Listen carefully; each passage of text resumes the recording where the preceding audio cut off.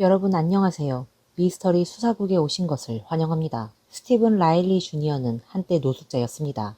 지난 10여 년 동안 그는 여자친구와 함께 극심한 가난 속에서 살았고 종종 친구들의 도움을 받아야만 간신히 생계를 유지할 수 있었습니다. 그런데 2023년 느닷없이 날아든 한 통의 유산 통지서가 이 커플의 운명을 완전히 뒤바꿔 놓았습니다.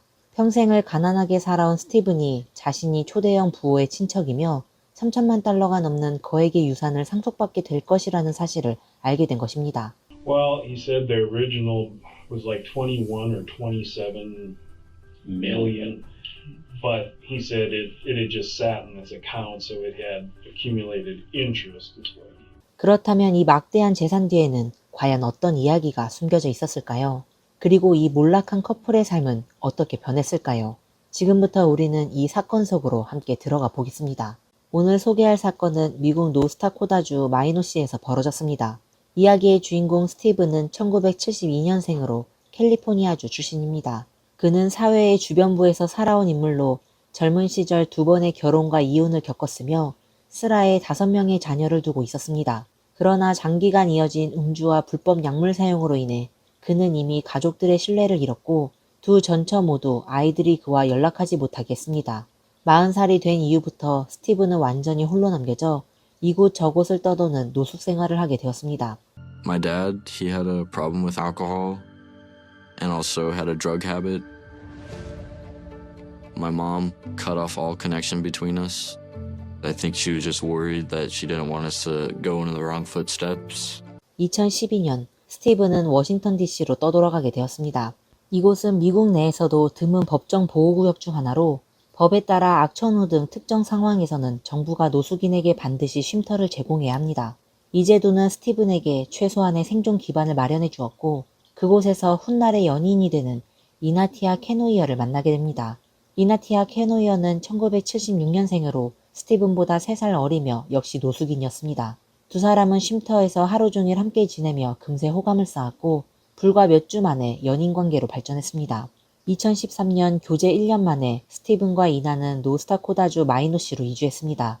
처음에는 스티븐의 친구 웨슬리가 쓰지 않는 집에 얹혀 살다가 이후 간단한 구조의 2베드룸 주택을 임대했습니다. 겉으로 보기에는 스티븐과 이나가 더 이상 거리에서 떠도는 노숙자는 아니게 된 듯했지만 실질적으로 그들의 삶은 별로 달라지지 않았습니다. 마이노시로 이사온 이후 스티븐은 한 번도 일을 하려 하지 않았고 하루 종일 차고에 틀어박혀 이것저것 손보며 시간을 보냈습니다. 이나 역시 마찬가지였을 뿐만 아니라 청소조차 게을리하며 집안은 돼지우리처럼 지저분했습니다. 바닥에는 쓰레기와 배설물이 뒤엉켜 있었고 그들의 생활은 말 그대로 엉망진창이었습니다. 하지만 이런 생활 속에서도 스티븐은 51살에 인생을 뒤바꿀 듯한 거액을 손에 넣을 기회를 맞이했습니다. 2023년 8월 그는 해외에서 온 한 통의 이메일을 받았습니다. 이메일에는 그가 아일랜드에 한 명의 정체불명의 부유한 삼촌이 있으며 이미 세상을 떠난 그 삼촌이 자신에게 3천만 달러가 넘는 거액의 유산을 남겼다는 내용이 담겨 있었습니다. 스티븐은 가족에게서 이 삼촌에 대해 단 한 번도 들어본 적이 없었지만 평생 가난에 시달려온 그는 이를 운명이 내민 구원의 손길이자 인생 후반을 바꿀 절호의 기회로 믿었습니다.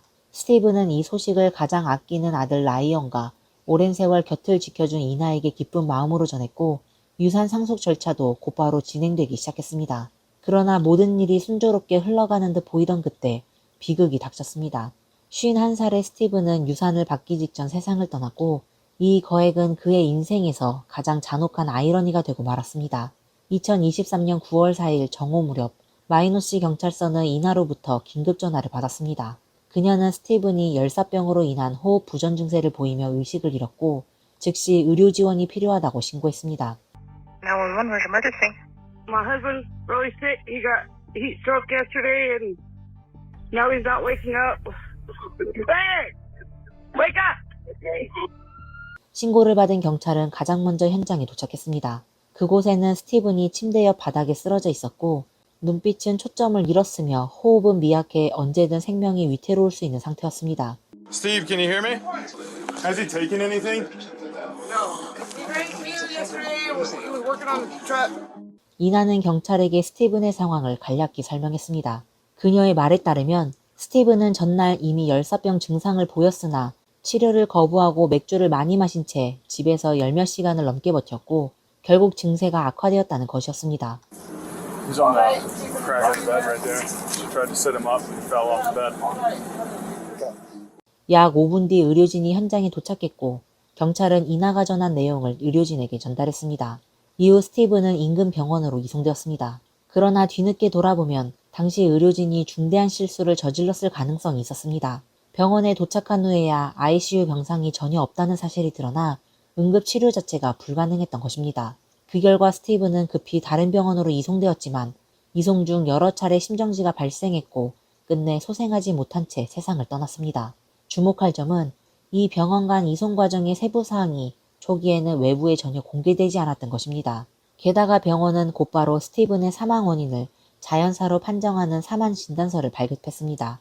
이 판단이 어떤 근거에서 내려진 것인지는 명확하지 않지만 한 가지 분명한 사실은 스티븐의 죽음을 둘러싼 사건이 곧 반전 국면을 맞이했다는 것입니다. 2023년 9월 5일 사건이 발생한 지 하루 만에 경찰은 다시 한번 이나의 신고 전화를 받았습니다. 그녀는 스티븐의 친구 빌리가 스티븐의 자동차를 훔치려 한다며 즉시 출동을 요청했습니다. 경찰이 현장에 도착했을 때 실제로 차고 안에서 빌리를 발견했지만 그는 절대로 훔치려 한 것이 아니라고 강하게 부인했습니다. 오히려 자신은 이나가 임의로 재산을 처분하는 것을 막기 위해 스티븐의 아들을 대신해 유산을 지키고 있었다고 주장했습니다. Just keep her from not selling all his stuff. Everything will be fine. Was it her husband? You're not married. Well, we can't babysit what she does, though. Right. Well, I mean, me and Steve, we're partners in all of this. The motor's mine, the trench is. Yeah. And I don't want her to sell it because we think she poisoned him. Yeah. I'm almost sure she poisoned him. So what's your plan right now? We're making sure nothing goes. 빌리의 말에 따르면 그는 불과 몇 시간 전 스티븐의 사망 소식을 접했고 곧바로 현장에 와서 스티븐의 재산을 지키기로 마음먹었습니다. 왜냐하면 그는 스티븐이 열사병으로 죽은 게 아니라 이나에게 독살당했다고 굳게 믿기 때문입니다. 친구로서 그는 스티븐의 재산이 이나의 손에 넘어가지 않고 아들이 온전히 상속받을 수 있도록 지켜야 한다고 생각한 것입니다. 빌리가 이나의 독살을 확신한 이유는 크게 두 가지였습니다. 첫째, 스티븐은 아일랜드에 있는 삼촌이 남긴 거액의 유산을 곧 상속받을 예정이었지만 이 돈을 이나와 나눌 생각이 전혀 없었고 오히려 유산을 받는 즉시 이나를 떠나겠다고 여러 차례 말해왔습니다. 이는 이나에게 큰 불만과 위기감을 안겼습니다. 둘째는 스티븐이 쓰러진 시점이 매우 수상했습니다. 사건 발생 불과 4월 전 그는 영국 변호사 리처드라는 인물과 연락이 닿았는데 이 변호사가 바로 스티븐 삼촌의 유산을 처리하는 책임자였으며 스티븐이 합법적으로 그 거액을 받으려면 반드시 그를 거쳐야 했던 것입니다. 처음에 스티븐과 리처드는 이메일로 9월 3일 오후에 마이노시 공항에서 만나기로 약속했습니다. 하지만 약속 시간이 되었음에도 스티븐은 끝내 그를 기다릴 수밖에 없었고 상대방은 나타나지 않았습니다. 그날 저녁 7시 여전히 미련이 남았던 스티븐은 이나 빌리 또 다른 친구 웨슬리와 웨슬리의 아들 셰넌을 데리고 다시 한번 차를 몰아 공항으로 향했습니다. 그러나 그들이 도착한 직후 스티븐은 갑작스러운 불편함을 호소하더니 차 안에서 그대로 쓰러지고 말았습니다. 당시 빌리와 웨슬리는 스티븐의 상태가 심상치 않다고 판단해 즉시 병원으로 이송해야 한다고 주장했습니다. 하지만 이나는 대수롭지 않게 여기며 오히려 스티븐은 집으로 데려가 직접 돌보겠다고 고집했습니다. 그녀는 자신이 수십 년간 간호사로 일한 경험이 있어 충분히 치료할 수 있다고 말했습니다. 이나의 완강한 태도에 빌리와 웨슬리도 더 이상 반대하기 어려웠고 결국 스티븐은 집으로 돌아오게 되었습니다. 그러나 사후에 드러난 바로는 이나의 행동은 단순한 간호가 아니라 스티븐의 치료 시간을 의도적으로 지연시키는 것이었습니다. 다음날 오전 웨슬리는 두 차례나 스티븐의 상태를 확인하려고 집을 찾았지만 이나는 모두 문전박대했습니다. 그녀는 스티븐이 집에 없으며 전날 밤 이미 병원에 보냈다고 했지만 웨슬리가 인근 병원을 샅샅이 뒤져도 스티븐의 행방은 전혀 확인되지 않았습니다. 결국 이 모든 것은 이나가 꾸며낸 거짓말이었고 그녀의 진짜 목적은 스티븐이 골든타임을 놓치게 만들어 완전히 회생 불가능한 상태로 몰아가는 것이었습니다. He went to Ever Clinic yesterday. He wasn't around. Went to the hospital. He wasn't there. He come back up here, knocked on the door. She wouldn't answer. And he hauled through the door. He said, he's not at none of them places. Well, as soon as he left, and he got almost by Walmart, she called the ambulance, took him to the hospital. 빌리는 이나가 스티븐을 독살했다고 주장하며 여러 구체적인 정황까지 언급했지만 병원에서 이미 스티븐의 사망 원인을 자연사로 공식 판단했고 그날 경찰 출동의 목적도 어디까지나 빌리의 차량 절도 의혹을 처리하는 것이었기에 그의 주장은 큰 주목을 받지 못했습니다. 경찰은 오히려 그가 절도 혐의를 피하려고 꾸며낸 이야기일 가능성이 크다고 보았습니다. 그러나 불과 하루 뒤 사건은 완전히 뒤집혔습니다. 발달은 스티븐의 아들 라이언이 병원의 사망 진단서를 받아들이지 않고 부검을 강력하게 요구한 것이었습니다. 검사 결과 스티븐의 사인은 열사병이 아니라 에틸렌글리콜, 즉 자동차 부동액 중독이었고 이는 빌리가 처음에 주장한 내용과 정확하게 일치했습니다. 이 사실을 확인한 경찰은 즉시 현장으로 돌아가 재수사에 착수했습니다. 다행히도 이나는 청소를 거의 하지 않는 습관이 있었기 때문에 사건 발생 이틀이나 지났음에도 집안에는 여전히 다수의 증거가 남아 있었습니다. 그중 가장 중요한 것은 차고 작업대 위에 놓인 부동액이 담긴 컵이었고 거실 소파 옆에서도 뚜껑이 열린 세제병이 발견됐는데 그 안에도 동일한 초록색 부동액이 들어있었습니다. 이러한 정황으로 볼 때 스티븐은 자신도 모르는 사이 부동액이 섞인 맥주나 음료를 마신 것으로 추정되었고 사건은 단순 사망이 아닌 살인사건으로 전환되었습니다. 가장 먼저 의심받은 인물은 당연히 이나였습니다. 그녀가 독을 넣었을 가능성이 가장 높았고 빌리 역시 이를 지목했기 때문입니다. 하지만 이나는 이를 전면 부인하며 곧바로 빌리에게 의혹의 화살을 돌렸습니다. 그녀의 논리는 단순했습니다. 만약 빌리가 사건과 무관하다면 부검 이전에 어떻게 스티븐이 중독으로 죽었다는 사실을 알 수 있었겠느냐는 것이었습니다. 게다가 그는 사건 발생 이후에도 현장에 수차례 나타났는데 이는 재산을 지키기 위한 것이 아니라 독살 증거를 은폐하려는 행동이었다고 주장했습니다. 이나의 주장에 대해 빌리는 곧바로 반박했습니다. 그는 이나가 이미 오래전부터 스티븐을 독살할 생각을 품고 있었으며 심지어 친구 린과 대화 중 장난처럼 독살 비법을 전수한 적도 있다고 말했습니다. 그 내용은 부동액이 단맛이 나서 음료에 타기 좋다는 것이었고 빌리는 린에게서 이 이야기를 들은 뒤부터 이나의 범행을 확신하게 되었다고 밝혔습니다. Lynn had said that her and Ina were joking about the boys being the boys. Something about them being frustrating or something like that. And Ina said, hey, we could just put antifreeze in Billy and Steve's Gatorades and they would never know the difference. 하지만 빌리와 린의 관계가 다소 복잡했습니다. 두 사람은 친구이면서도 연인 관계였기 때문에 설령 린이 빌리의 말을 인정하더라도 경찰이 이를 고지곳대로 믿기는 어려웠습니다. 이에 경찰은 사건의 또 다른 핵심 목격자를 찾았습니다. 바로 웨슬리와 그의 아들 셰넌이었습니다. 이 부자는 빌리와 이나를 제외하고 스티븐의 상황을 가장 잘 알고 있는 인물들이었는데 사건 당일 밤 그들도 스티븐과 함께 공항에 가서 유산 변호사를 기다렸던 사람들이었기 때문입니다. Did he ever mention how much money he was getting? Did he say amount? Yeah, huge amount. 20 what?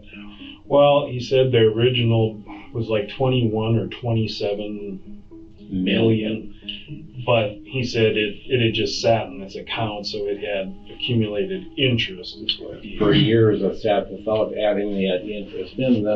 Then he came up with a new number. It went up by 3, 4, 5 million maybe.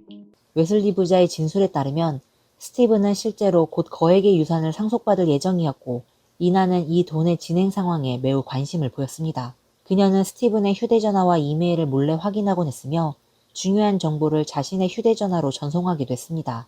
이러한 행동은 스티븐도 알고 있었고 그는 이나가 이렇게 하는 이유가 주로 불안감 때문이라는 사실도 이해하고 있었습니다. 그럼에도 불구하고 스티븐은 이나와 유산을 나눌 생각이 전혀 없었습니다. 처음에는 유산을 받은 뒤 이나에게 집 한 채를 사준 뒤 헤어지겠다고 친구들에게 말했지만 얼마 지나지 않아 그는 마음을 바꿨습니다. 집 이야기는 완전히 사라졌고 그는 사석에서 이나를 미친 여자라고 부르며 두 사람이 함께 지내는 것은 부부나 연인이 아니라 단순히 생활을 같이 하는 동거에 불과하다고 깎아내렸습니다. 요컨대 스티븐은 곧 부자가 될 것이라는 생각에 이나를 점점 경멸하게 되었고 이나는 유산에서 아무런 이익을 얻지 못할 것에 불만을 품었던 것입니다. 사건 당시 두 사람의 관계는 극도로 냉각되어 있었고 서로를 강하게 견제하는 대립 상태였습니다. 이어진 진술에서 웨슬리는 스티븐이 공항에서 쓰러진 당시의 상황을 자세히 설명했습니다. 그는 빌리가 말했던 것처럼 이나가 구급차 호출을 거부해 치료 시간을 고의로 지연시켰다는 점을 확인했을 뿐만 아니라 한 가지 중요한 사실을 덧붙였습니다. 그것은 바로 스티븐이 쓰러지기 직전에 나는 술을 마신 적이 없다 라고 직접 말했다는 것입니다. 이 발언은 사건 직후 이나가 경찰에 진술한 내용과 완전히 모순되는 부분이었습니다. Has he taken anything? 사건 후 경찰은 스티븐의 부검보고서를 확인했고 그의 체내에서 알코올 성분이 전혀 검출되지 않았음을 확인했습니다. 이는 이나가 스티븐의 실제 상태를 의도적으로 숨겼다는 뜻이었고 그 목적은 명백했습니다. 바로 구급요원들을 헷갈리기에 스티븐의 생존 가능성을 낮추려고 한 것입니다. 이로써 이나가 스티븐을 독살한 범인이라는 점이 더욱 분명해졌습니다. 이후 경찰은 그녀의 범행 동기에 수사 초점을 맞췄습니다. 여러 목격자와 관계자들이 언급한 거액의 유산이 핵심이었습니다. 그러나 조사 결과 스티븐에게는 애초에 어떤 부유한 삼촌도 존재하지 않았고 그가 기다렸던 리처드 변호사 역시 가상의 인물이었습니다. 실제로 스티븐은 전형적인 보이스피싱, 즉 전기통신 사기의 표적이었고 3천만 달러 유산이라는 미끼는 사기범이 던진 함정에 불과했습니다. 만약 스티븐이 살아있었다면 사기범은 그에게 상속 절차에 필요한 각종 비용을 송금하라고 지시했을 것이고 그는 결국 전 재산을 잃게 되었을 가능성이 매우 높았습니다. Steve, he did talk to me about that money.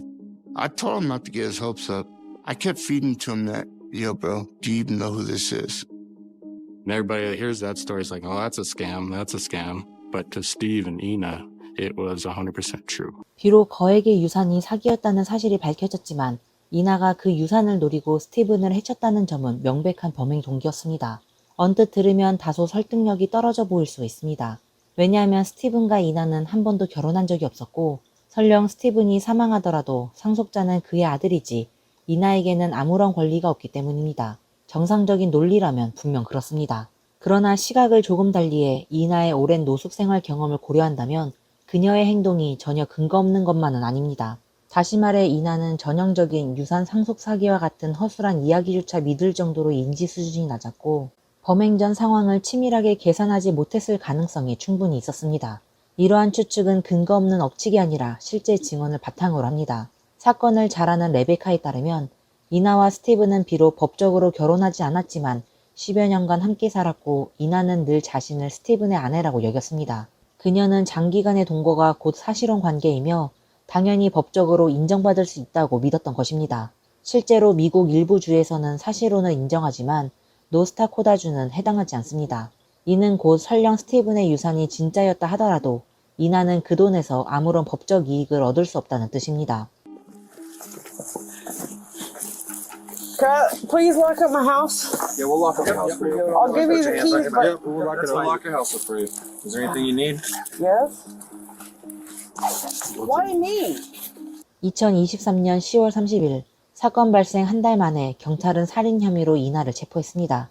처음에 그녀는 완강히 부인하며 스티븐이 사기 사실을 받아들이지 못하고 스스로 부동액을 마셨다고 주장했지만 이는 명백히 설득력이 없는 변명이었고 경찰은 이미 충분한 증거를 확보한 상태였습니다. 결국 6개월 뒤 열린 공판전 심리에서 이나는 변호사의 조언에 따라 살인 혐의를 인정하고 경찰과 유죄 협상에 합의했습니다. 그녀의 자백에 따르면 스티븐의 음료에 부동액을 섞어 넣었으며 범행 동기는 다름 아닌 존재하지도 않는 거액의 유산이었습니다.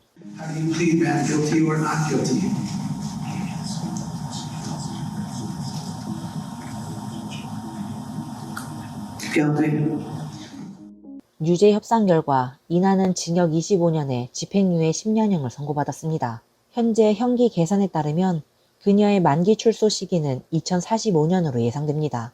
이상으로 오늘 사건 이야기를 마치겠습니다. 저희 영상이 마음에 드셨다면 좋아요와 구독 부탁드리며 시청해주신 모든 분들께 진심으로 감사드립니다. 그럼 다음 시간에 다시 찾아뵙겠습니다. 감사합니다. 행복한 4인 가족.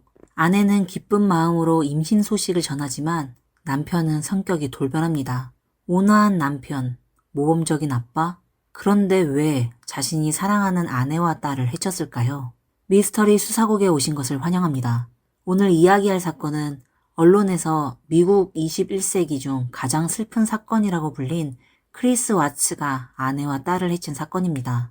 프레더릭은 미국 콜로라도주의 조용한 작은 마을로 사라토가 길 2825번지에는 2층짜리 별장이 있습니다. 33살의 크리스 와츠와 그의 아내 샤난 와츠, 그리고 두 딸이 이곳에 살고 있었습니다. 크리스와 샤난은 둘 다 노스캐롤라이나 출신으로 2009년 한 공통 친구를 통해 페이스북에서 만나게 되었습니다. 당시 샤나는 홍반성 루푸스를 앓고 있었고 막 이혼한 상태였기 때문에 새로운 연애를 시작할 마음은 없었습니다. 하지만 크리스의 진심 어린 모습에 마음이 움직였고 그와 만나게 되었습니다. 크리스는 샤난을 처음 보고 사랑에 빠졌고 그녀가 아프고 힘든 시기에 세심하게 돌봐주며 사랑을 얻었습니다. 그리고 2012년 10월 3일 두 사람은 결혼을 하게 되었습니다. 2013년 두 사람은 북캐롤라이나를 떠나 콜로라도주 프레더릭으로 이사를 오기로 결정했습니다. 그곳에 많은 친구들이 있었기 때문입니다.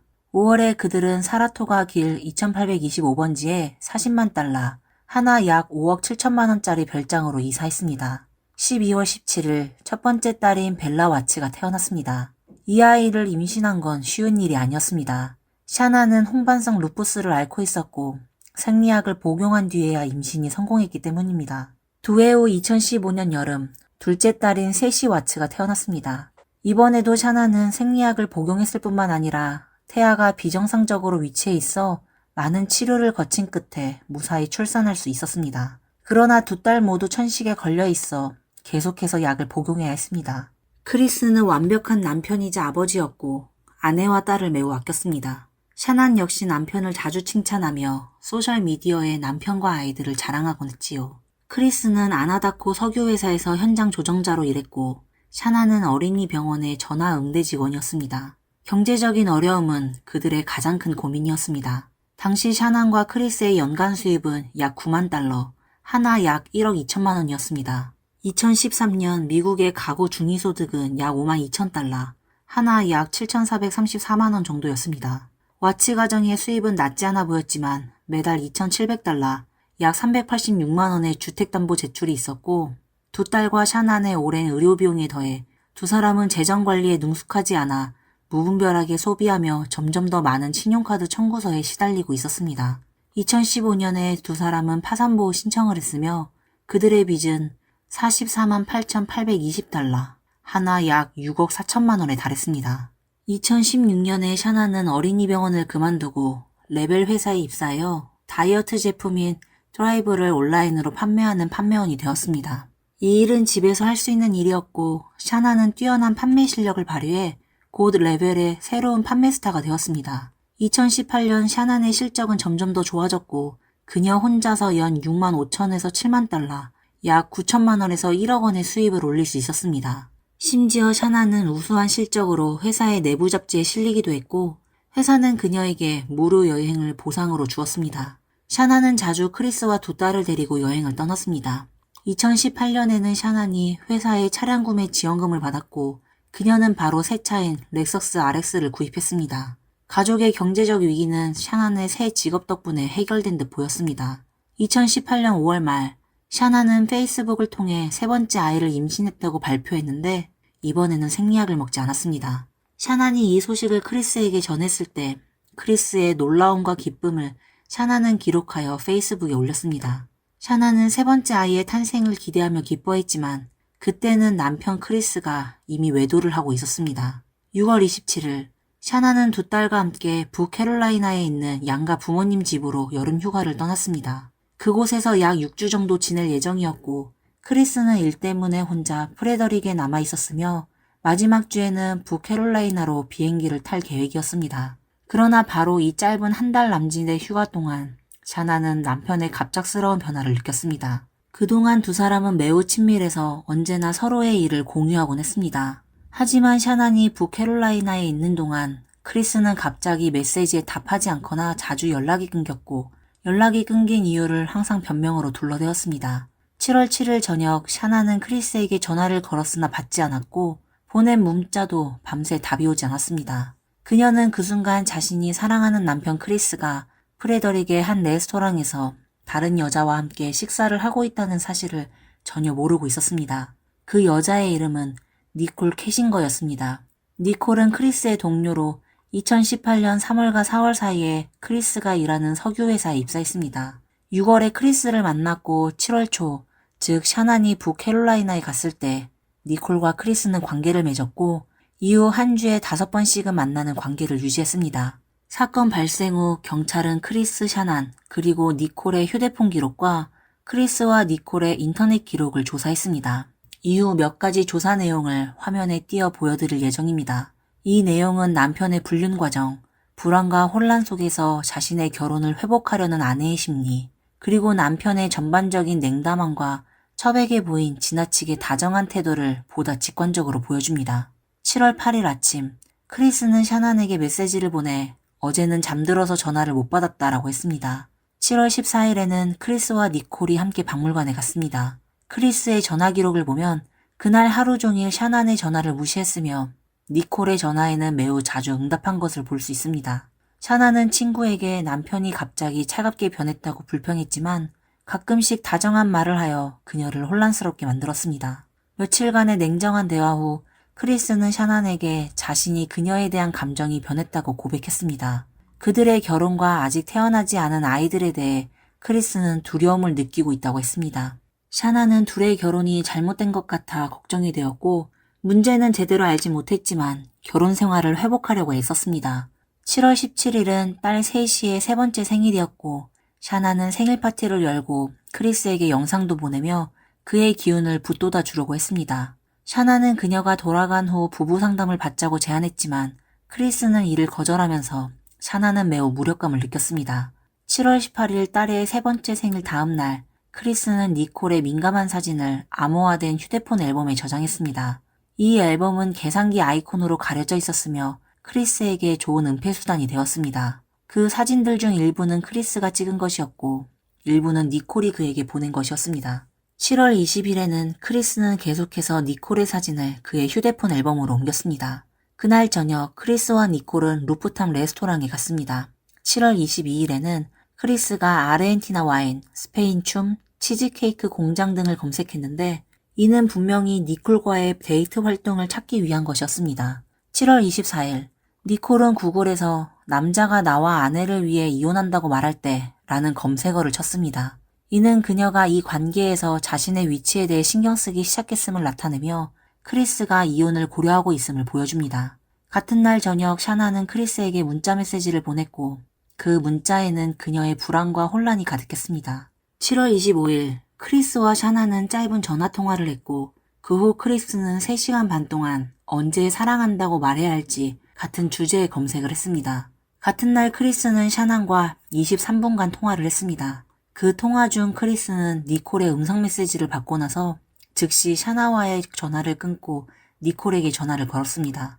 그들은 대샌드듀 국립공원으로 함께 휴가를 떠날 계획을 세웠습니다. 7월 26일 크리스는 샤난과 통화를 하면서 니콜의 민감한 사진을 암호화된 앨범에 다시 옮겼습니다. 7월 28일에는 크리스와 니콜은 대샌드듀 국립공원에 가서 하룻밤을 보냈습니다. 7월 31일 크리스는 북캐롤라이나로 가서 샤난과 딸들과 재회했고 크리스는 매우 기분이 좋았습니다. 비행기 이륙 전 그는 샤난에게 탑승했어 사랑해 라는 메시지를 보냈습니다. 샤난은 이 메시지를 보고 즉시 전화를 걸었지만 크리스의 기분은 외도의 자극과 가족과의 재회로 인해 혼합된 감정이었을 수 있습니다. 그러나 이 기쁨은 오래가지 않았고 크리스는 곧 다시 냉담하고 무관심한 태도를 보였습니다. 크리스는 북캐롤라이나에 있는 동안 니콜은 자신이 찍은 많은 민감한 사진을 크리스에게 보냈습니다.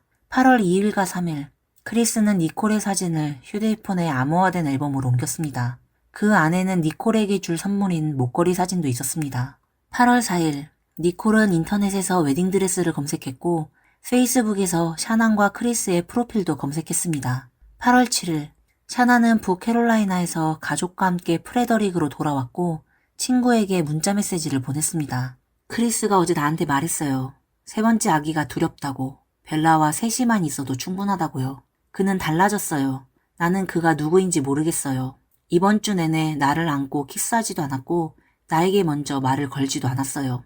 8월 8일 병원에서 초음파 검사를 받았고 그 결과 샤난이 남자 아기를 임신했다는 사실을 알게 되었습니다. 이 소식을 크리스에게 전하자 크리스는 남자 아기를 원했기 때문에 약간 더 다정해진 듯 보였습니다. 8월 9일 샤난은 친구이자 동료인 니콜 레키슨과 함께 애리조나로 출장을 가면서 크리스는 집에서 두 딸을 돌보았습니다. 그동안 크리스는 샤난에게 조금 더 다정하게 대했으며 샤난은 기분이 매우 좋았습니다. 출발 전에 그녀는 크리스에게 편지를 썼습니다. 애리조나에서 샤난은 계속 크리스에게 문자를 보냈습니다. 8월 11일 저녁 크리스는 친구 제레미의 딸을 불러 벨라와 셋시를 돌보겠습니다. 그는 친구에게 자신이 야구 경기 티켓에 당첨되어 그날 밤 경기를 보러 가야 한다고 말했지만 사실 그날 밤 그는 니콜과 함께 있었습니다. 그날 니콜은 45분 동안 인터넷에서 친밀한 지식과 성인 영화에 관한 내용을 검색했습니다. 그녀의 웹 검색 기록을 보면 이는 처음이 아니었습니다. 8월 12일 샤나는 프레더릭으로 돌아왔고 아침에 크리스에게 좋은 아침이라는 문자를 보냈지만 크리스는 답하지 않았습니다. 비행기는 8월 12일 밤 11시에 덴버에 도착할 예정이었지만 지연으로 인해 샤난과 니콜은 8월 13일 새벽에 덴버에 도착했습니다. 그 후 친구 니콜은 샤난을 집으로 데려다 주었고 샤난의 집에 도착했을 때는 새벽 1시 48분이었습니다. 이는 니콜이 샤난을 마지막으로 본 시간이었습니다. 니콜은 샤난이 비행기에서 매우 불편해했고 다음날 오전 10시에 예정된 산부인과 예약을 잡았다고 말했습니다. 8월 12일 오후 12시 10분 니콜은 샤난의 집에 도착하여 샤난의 상태가 나아졌는지 확인하려 했습니다. 그러나 집안에는 아무도 없었고 전화와 문자에도 답이 없었습니다. 샤난은 항상 전화를 끊지 않는 사람이라서 이상하다고 느낀 니콜은 크리스에게 전화를 걸어 빨리 집에 돌아오라고 했습니다. 그러나 크리스는 아주 차분하게 샤난과 아이들이 외출했다고 말했습니다. 30분 후에도 샤난과 아이들은 여전히 연락이 닿지 않았고 니콜은 다시 크리스에게 전화를 걸었지만 크리스는 니콜에게 집으로 돌아가고 경찰에 신고하지 말라고 했습니다. 친구로서 너무나 걱정이 된 니콜은 샤난이 예약한 산부인과에 갔지만 샤난은 거기에도 나타나지 않았습니다. 그 후 니콜은 다시 샤난의 집으로 돌아갔고 그때 크리스가 전화를 걸어왔습니다. 그는 자신이 돌아가는 중이라고 말했지만 아직 1시간이 더 걸린다고 했습니다. 1시간이 지나 1시 40분이 되어도 크리스는 집에 돌아오지 않았고 결국 니콜은 경찰에 신고했습니다. 1시 50분 프레더릭 경찰이 샤난의 집에 도착했습니다. 경찰은 집주인의 동의 없이 민간인 집에 들어갈 수 없었기 때문에 먼저 크리스에게 전화를 걸었고 크리스는 5분만 기다려달라고 했습니다. 경찰은 뭔가 이상함을 느꼈고 아내와 아이들에게 무슨 일이 있을 수 있다고 생각했으면 정상적인 반응은 경찰이 바로 집에 들어가 안전을 확인하는 것이어야 한다고 판단했지만 크리스는 5분 후에 도착했습니다. 그러나 놀랍게도 그는 즉시 경찰을 들여보내지 않고 차고로 들어가서 아내의 차를 살펴본 후 집으로 들어갔습니다. 1분 7초 뒤 그는 앞문을 열고 경찰과 니콜을 집 안으로 들여보냈습니다. 그의 이상한 행동은 니콜에게도 의심을 불러일으켰습니다. 2층 소파에는 샤난의 휴대전화가 발견되었고 전원이 꺼져 있었습니다. 주 침대 옆 탁자에는 샤난의 결혼 반지가 있었고 침대 시트는 사라졌으며 이불은 바닥에 떨어져 있었습니다. 아이들의 방에서는 두 아이의 담요가 사라졌고 베개 커버는 부엌 쓰레기통에 버려져 있었습니다. 그러나 샤난의 지갑과 두 아이의 천식약은 부엌에 그대로 놓여 있었고 이 모습은 샤난이 집을 나가지 않은 것처럼 보였습니다. 크리스는 경찰에게 아침 5시쯤 샤난과 분리거주에 대해 이야기한 후 직장에서 필요한 도구들을 트럭에 실었다고 말했습니다. 5시 27분에 그는 일을 가기 위해 차를 몰고 갔다고 했으며 샤난이 그날 친구 집에 간다고 했지만 친구의 이름은 말하지 않았다고 했습니다. 그러나 이후 크리스의 진술은 일관되지 않았습니다. 그는 4시에 일어나 15분 동안 지하실에서 운동을 하고 다시 침실로 돌아가 샤난과 분리거주에 대해 이야기했다고 말했습니다. 양측 모두 감정이 격해졌다고 했으며 또한 경제적인 문제로 집을 팔고 작은 집으로 이사갈 계획이라고 덧붙였습니다. 크리스의 상반된 진술과 비정상적인 행동은 경찰의 의심을 불러일으켰습니다. 8월 14일 아침 7시 샤난과 두 아이는 여전히 발견되지 않았고 지역 수사국과 FBI는 경찰과 경찰견을 동원해 수색을 시작했습니다. 지역 언론도 보도를 시작했으며 덴버 텔레비전은 크리스를 독점 인터뷰했습니다. 인터뷰에서 크리스는 계속 침을 삼키며 눈을 깜빡였고 그의 말투와 표정에서 전혀 걱정이나 급함이 느껴지지 않았습니다. 심지어 말하면서 웃기까지 했습니다. If she's vanished, like I want her back so bad. I want those kids back so bad. 4시간 후 그는 다시 경찰에 의해 불려갔습니다. 경찰은 그에게 아내가 자신에게 불충실했는지 물었고 그는 자신은 그걸 신경 쓰지 않았다고 말했지만 그럴 가능성도 있다고 했습니다. 그리고 그가 외도가 있었는지 물었을 때 그는 목소리를 낮추며 단호하게 없다고 말했습니다. I have never cheated on my wife. I have never cheated on my wife. 다음 날 크리스는 거짓말 탐지기 검사를 받았지만 이를 통과하지 못했습니다. Regarding Shanann's disappearance, do you intend to answer all of the questions truthfully? Yes. Are you lying about the last time you saw Shanann? No. Do you know where Shanann is now? No. Did you physically cause Shanann's disappearance? No. 경찰은 계속해서 크리스에게 압박을 가하며 진실을 말하라고 요구했습니다. 점차적으로 크리스는 자신이 외도를 했다는 사실을 털어놓기 시작했습니다. 그러나 경찰이 내연녀가 누구냐고 물었을 때 그는 이렇게 답했습니다. Who is her? So I don't want to get her involved in this. I don't want to ruin her life. She's a wonderful person. Like, I mean, I saw her, took my breath away. 그 후 6시간 동안 경찰은 계속해서 크리스를 압박했으며 크리스는 감정이 무너져 전화를 통해 아버지와 얘기를 하고 싶다고 요청했습니다. 그 후 그는 자기가 말하는 진실을 털어놓기 시작했습니다. 그는 그날 샤난에게 이혼을 말했으며 샤난과 심하게 싸운 후 아래층으로 가서 일을 준비하고 있었습니다. 그러나 다시 방에 돌아갔을 때 샤난이 미쳐버려 세시를 해치고 있었다고 했습니다. 큰딸 벨라의 시신도 그 옆에 있었다고 했습니다. 그는 분노에 차 샤난의 목을 졸라 죽였고 그 후 트럭을 통해 새 시신을 작업진 석유 저장소로 옮겼습니다. 두 아이는 석유 탱크에 던져 넣었고 샤난은 그 옆에 묻었습니다. 경찰은 그가 말한 장소에서 시신 3구를 발견했습니다. 크리스는 아내와 아이들을 해친 혐의로 정식으로 체포되었고 수사가 진행됨에 따라 신체 검사 결과와 크리스의 말이 일치하지 않았습니다. 샤난의 몸에서는 어떠한 싸움의 흔적도 발견되지 않았고 크리스는 그녀를 해치는데 4분밖에 걸리지 않았습니다. 샤난은 아마 잠들어 있었거나 방어할 기회 없이 질식했을 가능성이 높았습니다. 큰딸 벨라는 혀에 몇 군데 물린 자국이 있어 그녀가 죽을 때 의식이 있었고 격렬히 저항했다는 것을 알 수 있었습니다. 두 아이는 모두 입과 코를 막고 죽임을 당했습니다. 법정에서 검사는 크리스가 임신한 아내와 5살 된 딸, 3살 된 딸, 그리고 아내 뱃속에 15주 된 아들을 직접 해쳤다고 말하며 이를 악마적인 행위라고 비판했습니다. 샤난의 가족은 더 이상의 죽음을 원치 않았기 때문에 검사는 사형을 요구하지 않았습니다. 결국 크리스는 5개의 무기징역형을 선고받았으며 종신형으로 출소 없이 복역하게 되었습니다. 하지만 사건은 크리스가 수감된 후에도 끝나지 않았습니다. 사건이 보도되면서 미국 전역에서 논란과 분노를 일으켰고 크리스는 감옥에서 많은 편지를 받았습니다. 대부분은 그를 비난하는 내용이었고 일부는 그의 동기를 밝혀내고자 하는 사람들도 있었습니다. 크리스는 니콜을 만나기 전까지 샤난과 8년을 함께 했으며 한 번도 외도를 한 적 없고 아내와 딸을 세심하게 돌봤던 사람입니다. 이렇게 완벽히 다정했던 남자가 왜 한 달 남짓한 외도를 위해 아내와 딸을 해쳤을까요? 그 뒤에는 어떤 숨겨진 이유가 있는 것일까요? 그리고 그의 애인 니콜은 이 사건에 어떤 역할을 했을까요? 그중 한 명은 셸리라는 중년 여성으로 크리스와의 편지 교환이 매우 잦았고 거의 1년 동안 지속되었습니다. 그 편지들 안에서는 크리스는 자신이 범행을 저지른 전 과정을 셸리에게 자세히 설명했으며 이 내용은 그가 말한 3번째 버전이었습니다. 그리고 3번째 버전은 이전의 2 버전보다 훨씬 더 끔찍하고 믿기 어려운 내용이었습니다. 그는 그 당시 샤난이 아직 방에서 자고 있었고 먼저 딸들의 방으로 가서 베개로 2 아이의 얼굴을 덮은 뒤 다시 주 침실로 돌아가 샤난의 경동맥을 조여서 샤난을 즉시 의식을 잃게 했다고 말했습니다. 그런데 그 순간 큰딸 벨라가 갑자기 들어와서 그를 매우 놀라게 했다고 했습니다. 사실 2 아이는 아직 숨지지 않았고 그는 2 아이와 샤난의 시신을 트럭에 실어 석유 저장소로 운반했다고 했습니다.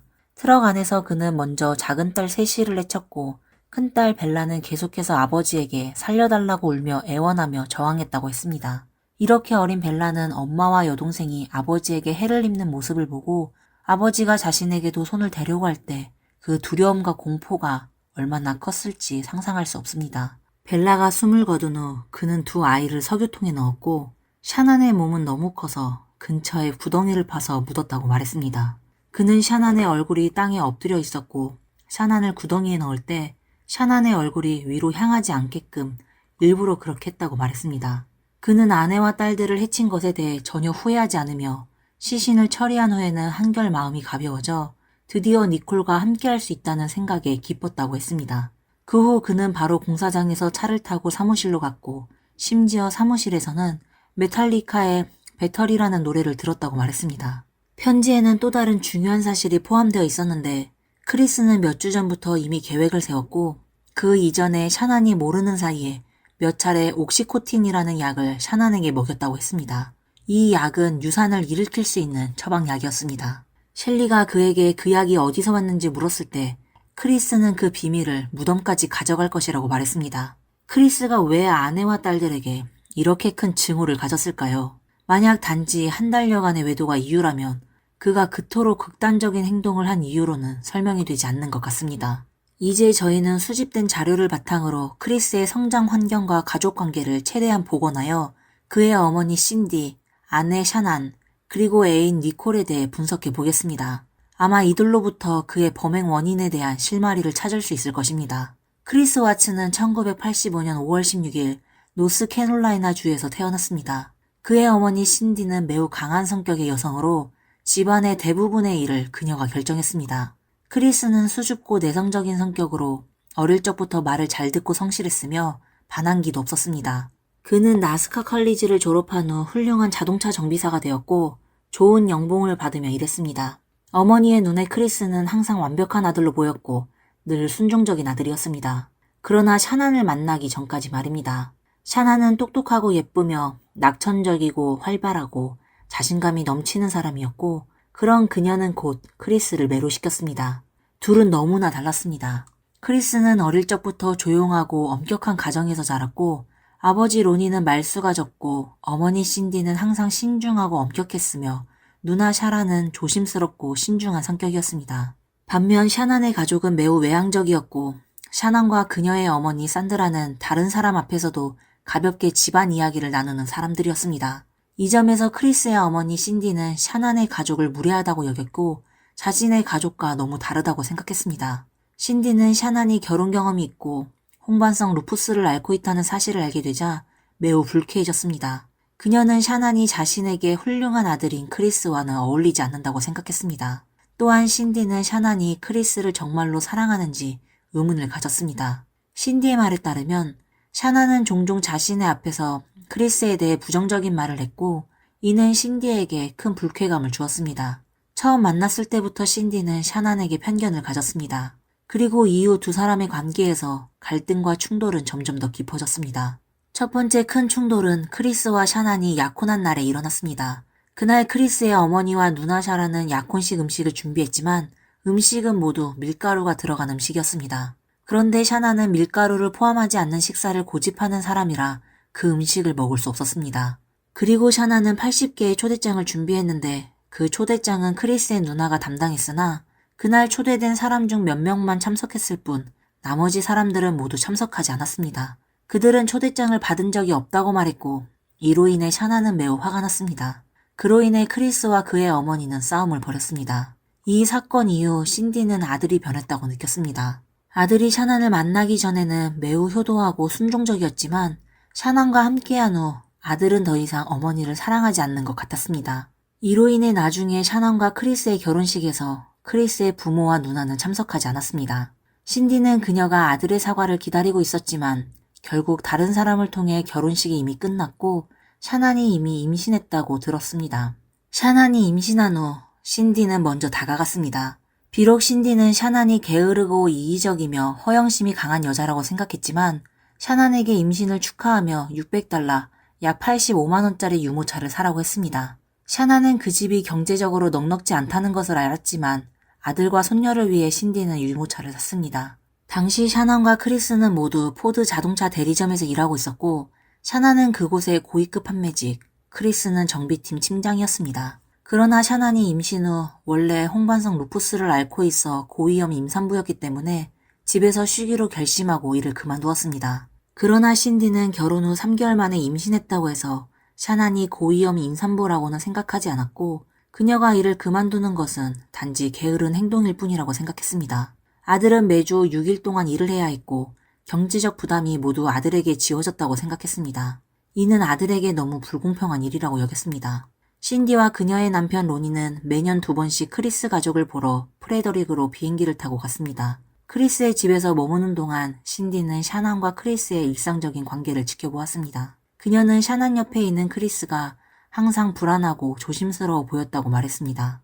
샤난이 무언가를 원할 때마다 크리스는 달려가서 그녀에게 그것을 주는 것 같았고 샤난이 무엇을 원하든 크리스는 언제든지 대기 중인 듯 했습니다. 신디는 이들의 관계 방식에 매우 불만족했으며 샤난이 감정 기복이 심하고 조울증이 있는 사람이라고 생각했습니다. 2018년 7월 샤난은 두 딸을 데리고 노스캐롤라이나로 여름휴가를 갔습니다. 바로 그 시기에 크리스는 다른 여성과 바람을 피우고 있었습니다. 두 집안의 부모님도 모두 노스캐롤라이나에 살고 있었습니다. 샤난은 원래 부모님 집과 크리스 부모님 집에서 잠시 머물려고 했습니다.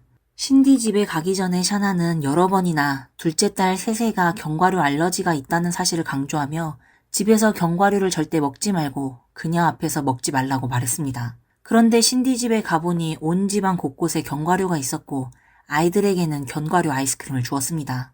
세세는 먹지 못하자 화를 내었고 신디는 너희 엄마가 먹지 말라고 해서 그런 거야 라고 말했습니다. 이로 인해 샤난과 신디는 크게 싸우게 되었습니다.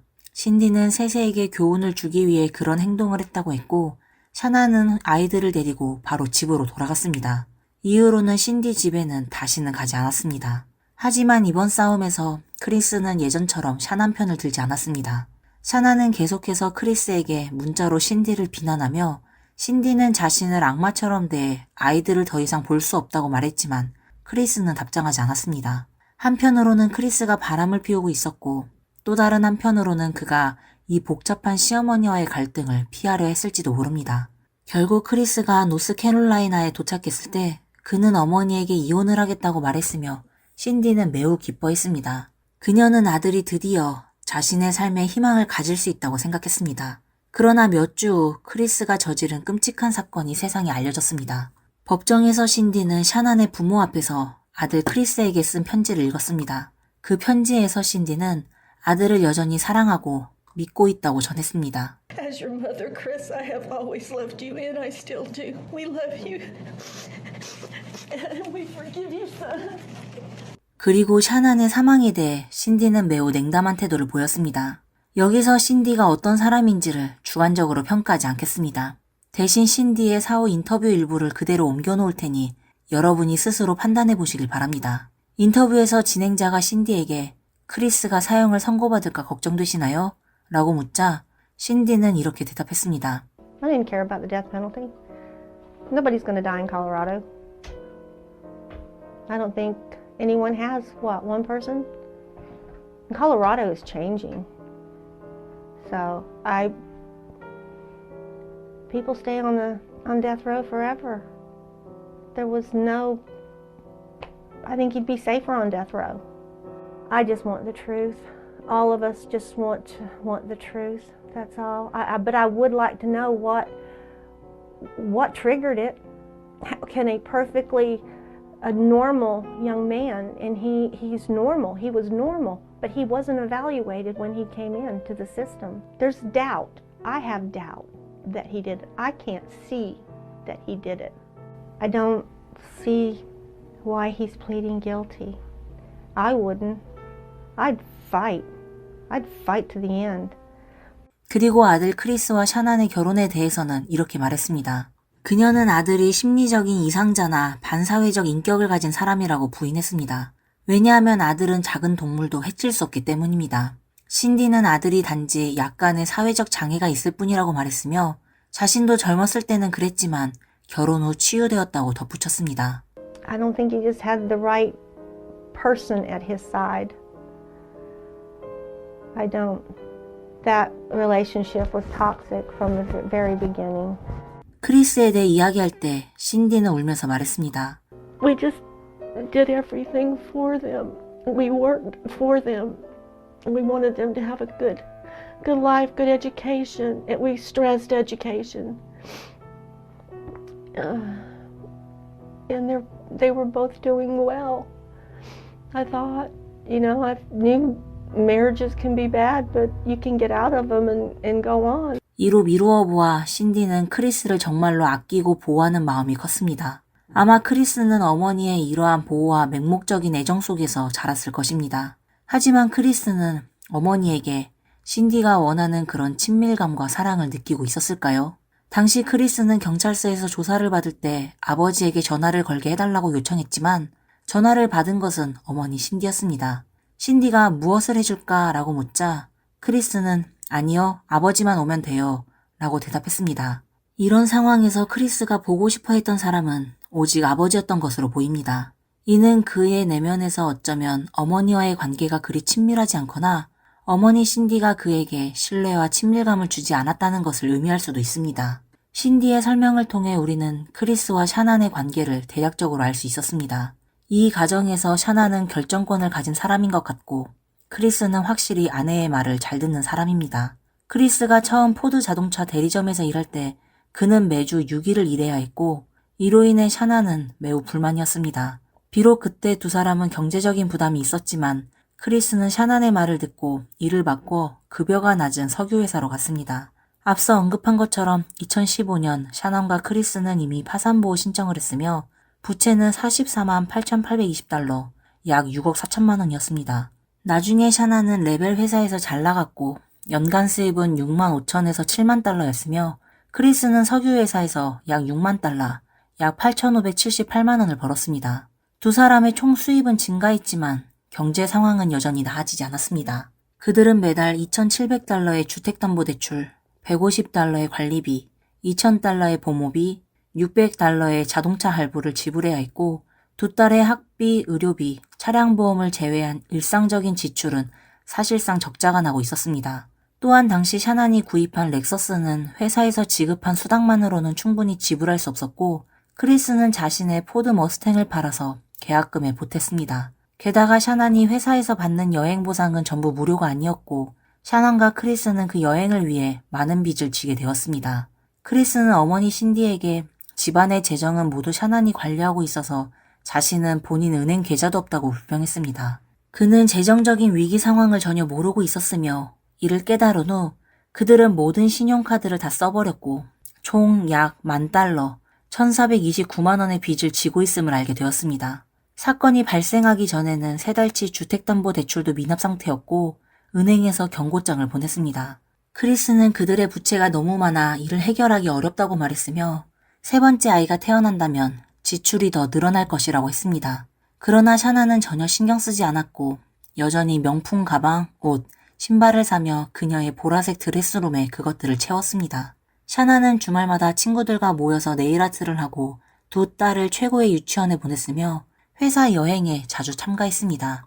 바로 이런 상황에서 크리스는 니콜을 만났습니다. 사건 발생 후 니콜은 자발적으로 경찰에 연락하여 크리스와의 관계를 고백했습니다. 경찰은 여러 번 그녀와 면담을 했으며 여러 차례의 면담에서 니콜은 중요한 문제에 대해 애매하게 대답했고 여러 가지 거짓말을 했습니다. 여기서는 몇 가지 주요 상황을 들어보겠습니다. 거짓말 하나, 니콜은 크리스를 6월에 알게 되었다고 주장했습니다. 니콜은 2018년 6월에 크리스를 처음 만났고 그 이전에는 이 사람에 대해 들어본 적이 없다고 말했습니다. 니콜은 처음 크리스를 만났을 때 크리스가 결혼 반지를 착용하지 않았고 두 딸에 대해서도 언급하지 않았다고 했습니다. 두 사람의 관계는 6월 말에야 가까워졌고 그때 크리스는 자신이 결혼했으며 두 아이가 있다는 사실을 처음으로 이야기했지만 그 당시에는 이미 이혼 절차를 진행 중이었다고 말했습니다. 하지만 경찰 조사 결과 니콜은 이미 10개월 전인 2017년 8월 3일에 구글에서 크리스를 검색한 기록이 발견되었습니다. 그 후 9월에는 샤난을, 2018년 1월에는 다시 샤난을 검색한 기록도 있었습니다. 이로 인해 니콜은 이미 크리스를 알고 있었고 그를 몰래 지켜보며 그의 취향을 파악하고 있었다는 사실이 드러났습니다. 게다가 크리스와 샤난의 SNS에는 온통 가족과 두 딸의 사진이 가득했으므로 니콜이 크리스가 결혼했고 두 딸이 있다는 사실을 모를 리가 없었습니다. 또한 크리스의 이메일 기록을 보면 3월부터 니콜과 이미 애매모호한 내용의 이메일을 주고받은 것으로 나타났습니다. 그 당시 크리스가 니콜에게 자신에게 아이들이 있다는 사실을 말했을 때 니콜의 반응은 매우 예상치 못한 것이었습니다. No, I thought it was kind of cute. I was like, oh, he's a dad. It was like right around Father's Day too. So whenever that is in June. 거짓말 둘. 니콜은 샤난이 임신한 사실을 몰랐다고 주장했습니다.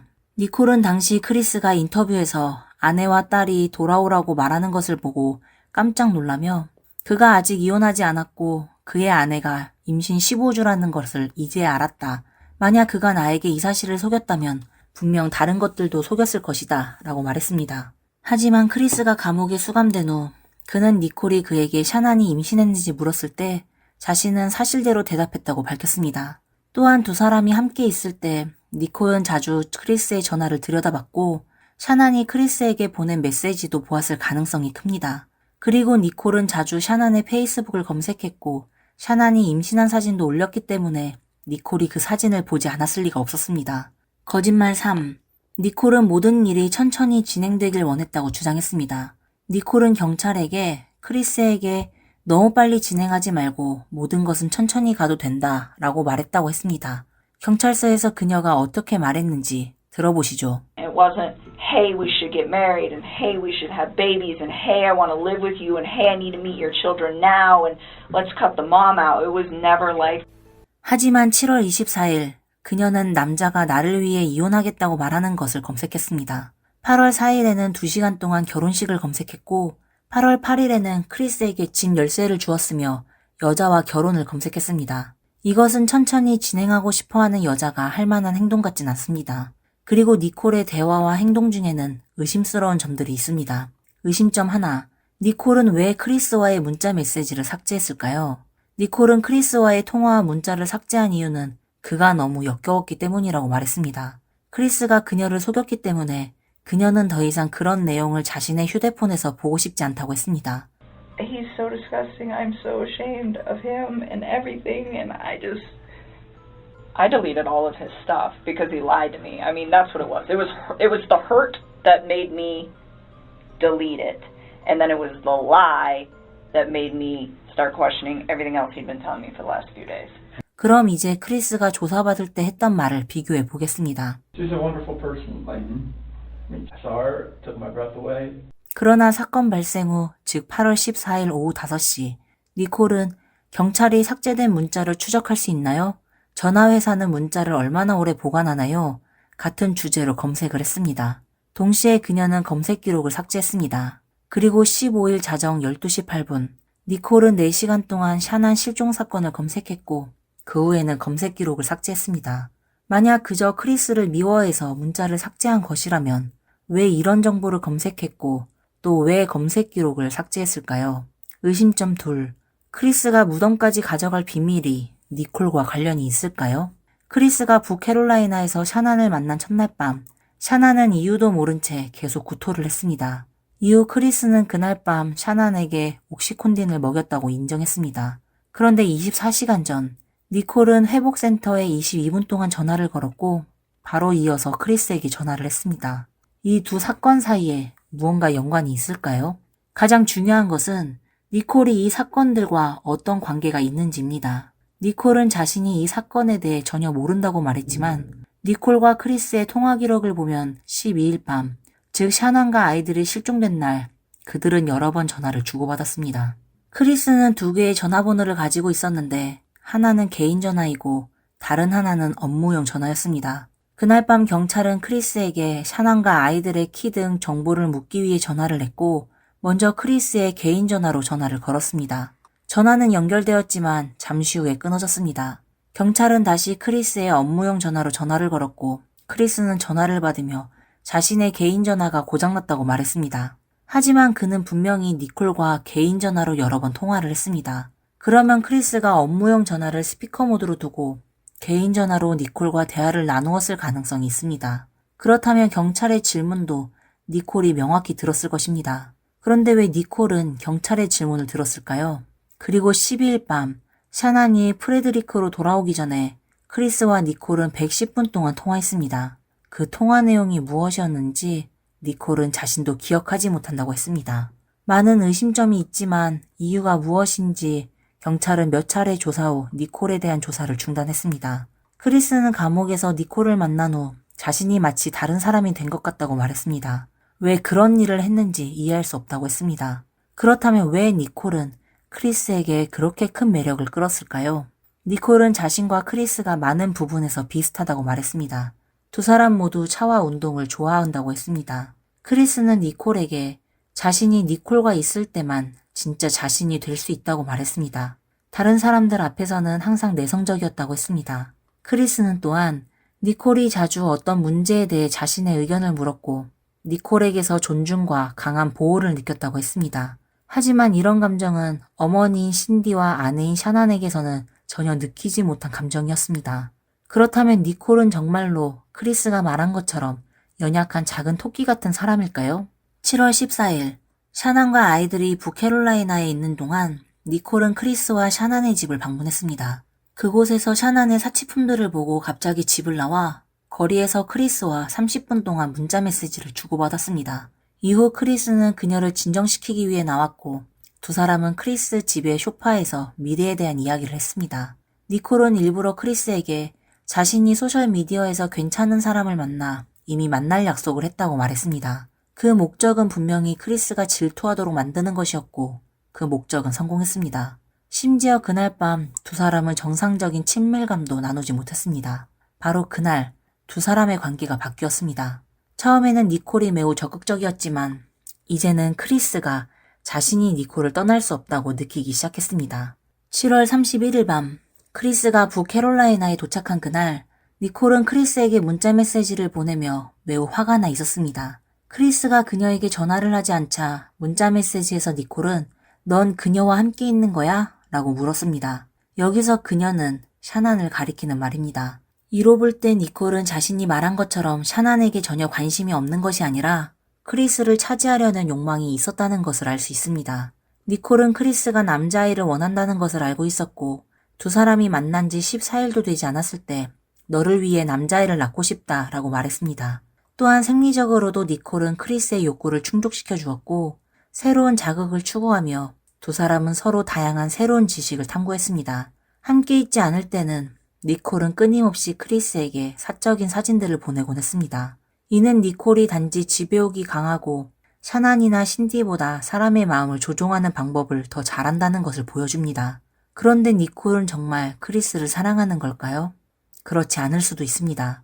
8월 13일, 크리스는 니콜에게 5번 전화를 걸었지만 니콜은 전화를 받지 않았습니다. 크리스가 경찰이 내 집에 있다 라고 문자로 알렸음에도 불구하고 니콜은 답장하지 않았습니다. 이런 특별한 상황에서 상대방에게 조금이라도 관심이 있었다면 답장을 하지 않았을 리가 없을 것입니다. 나중에 니콜은 그날 자신이 남자친구 짐과 함께 있었으며 그날 하루 종일 짐과 함께 있었다고 설명했습니다.